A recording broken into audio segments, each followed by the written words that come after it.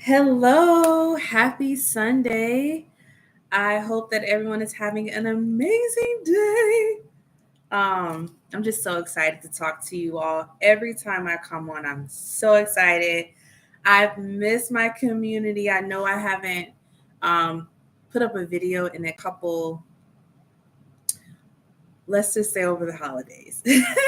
But I'm back, I'm here, and I hope that everyone is amazing. So, today's topic: 3 signs that you are blocking the love that you deserve.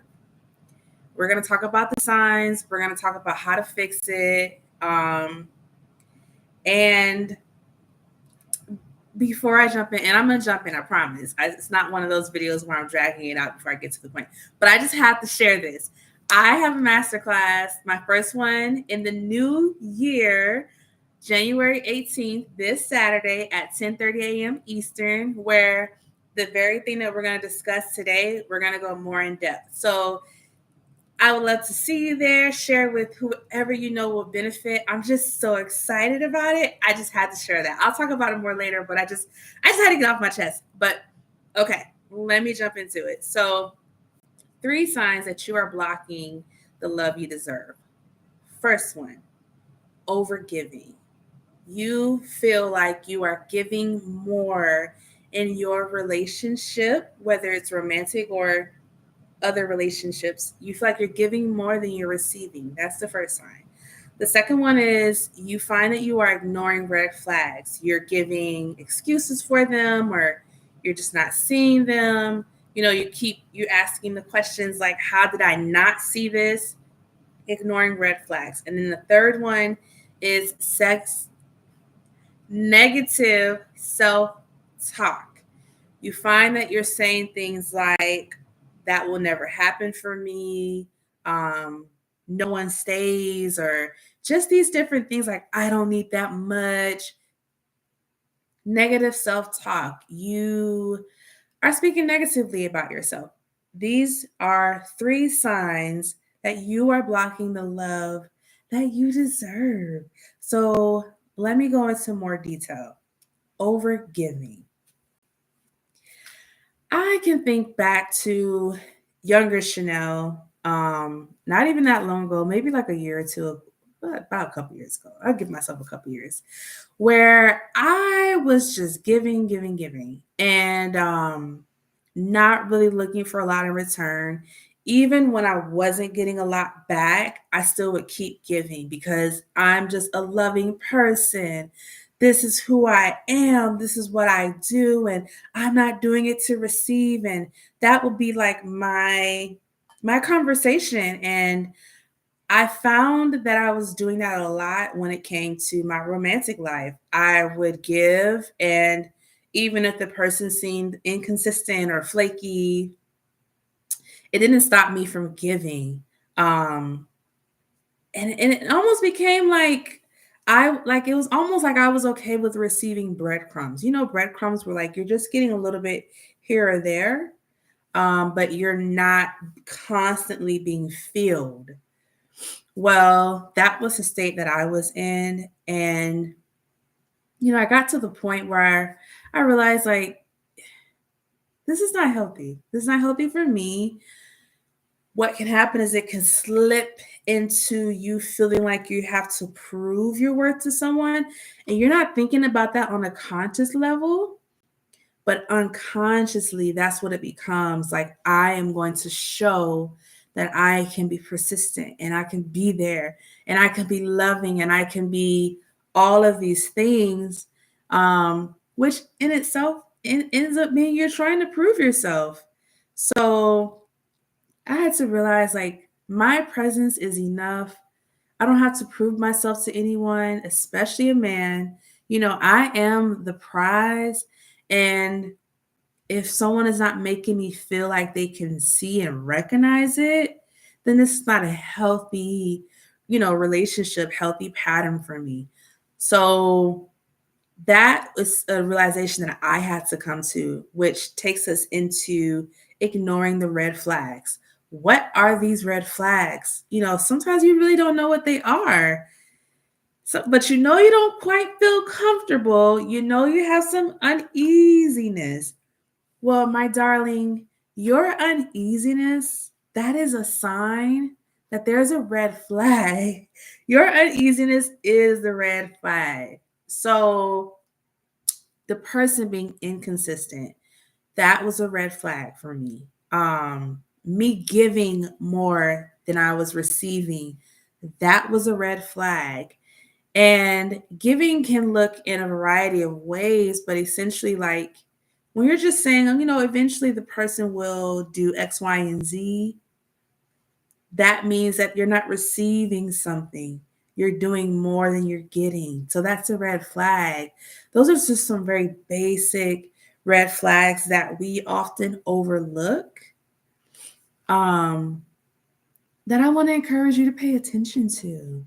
If you're giving more than you're receiving, whether that's financially, whether that's more of your time, whether that's you being the main one compromising, like all of that is giving more.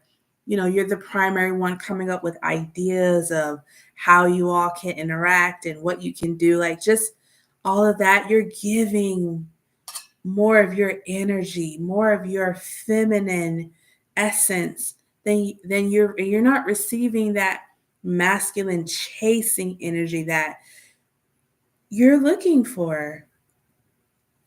That is your red flag. Um and I'm sure as I'm talking, you're thinking of some other things that maybe in the past you've overlooked, or you've made excuses for. Well, it's time to open your eyes. It's time to call it what it is. These are signs that you don't feel safe in this relationship, situationship, exchange, or whatever you want to call it. These are your signs. So make sure you're not ignoring the red flags.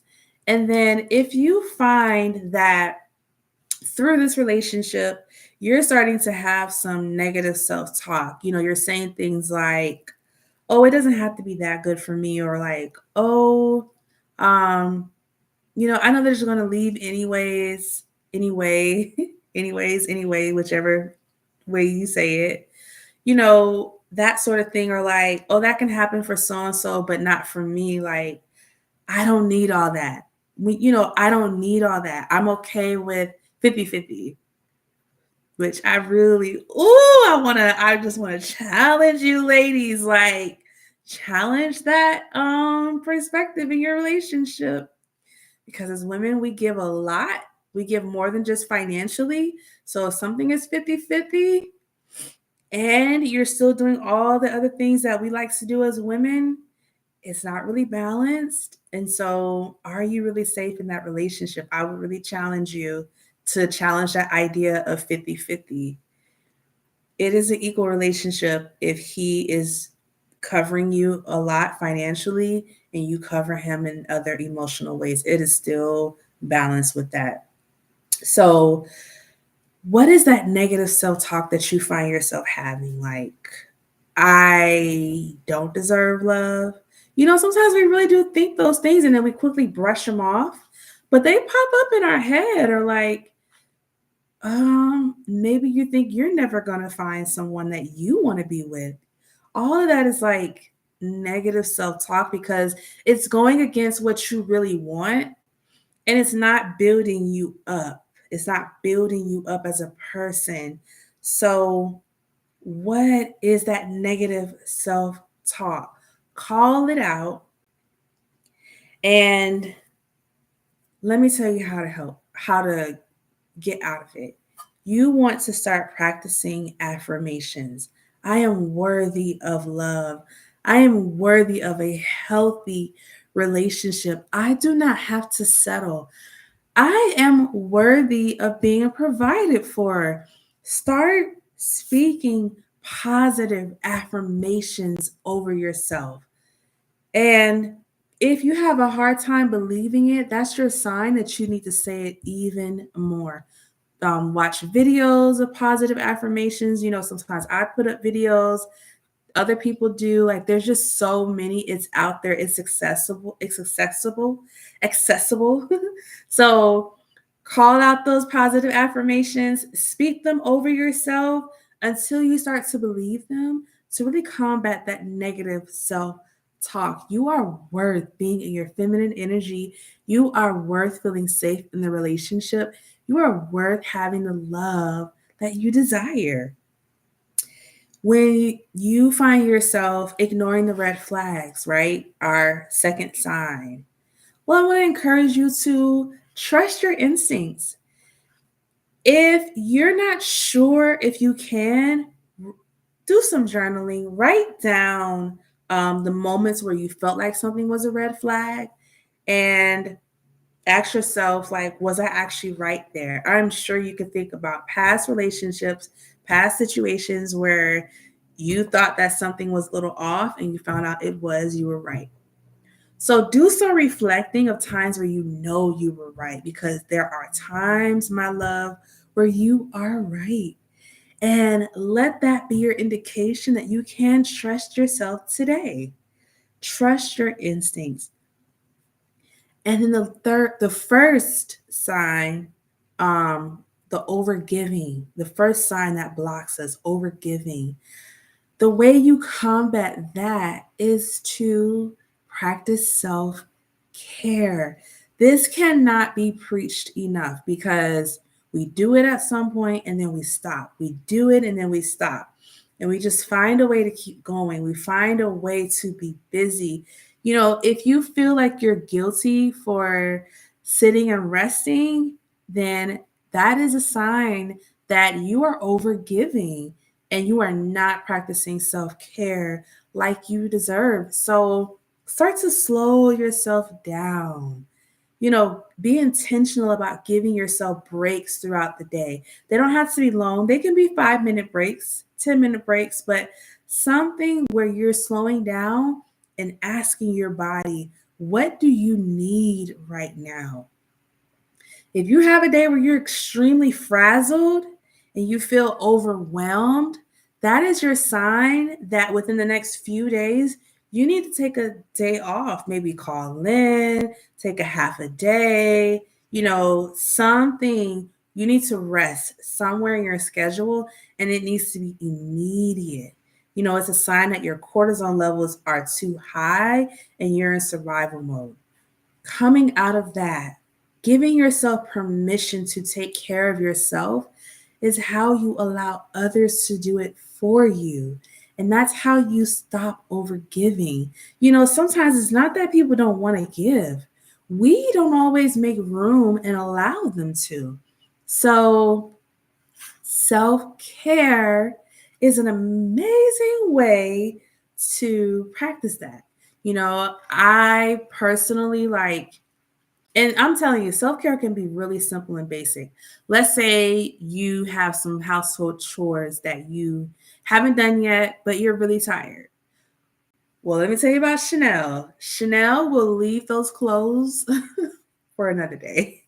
I'm going to wash the clothes now, but I'm not going to do it when I already feel depleted. I'm going to rest and then I'll pick another day in the week to throw the clothes in the washing machine.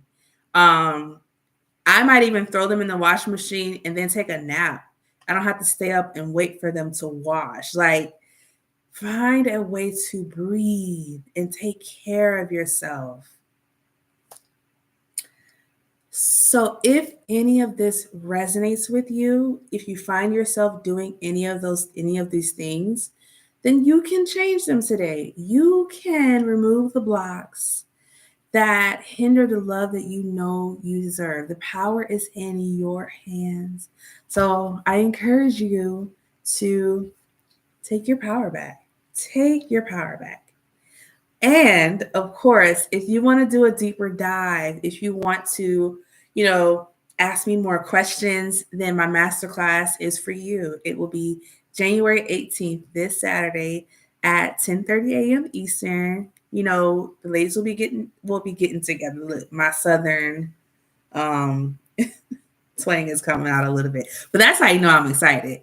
The ladies will get together and we will really just, create a safe space for each other where we can talk about this more, we've all experienced blocks somewhere. So there's no judgment here. We're just going to uncover them and do a deeper dive into how you can overcome them. So I wanted to come on, talk to you all. It's been a minute. I miss my fam, but I'm so grateful that we all got to see a new year. And I just know you're going to have a great time at the masterclass. Only have a few more slots left. So if you want to come, I encourage you to jump on it and enjoy your week. Practice the things that we discussed today. And I will talk to you later. Bye, beautiful.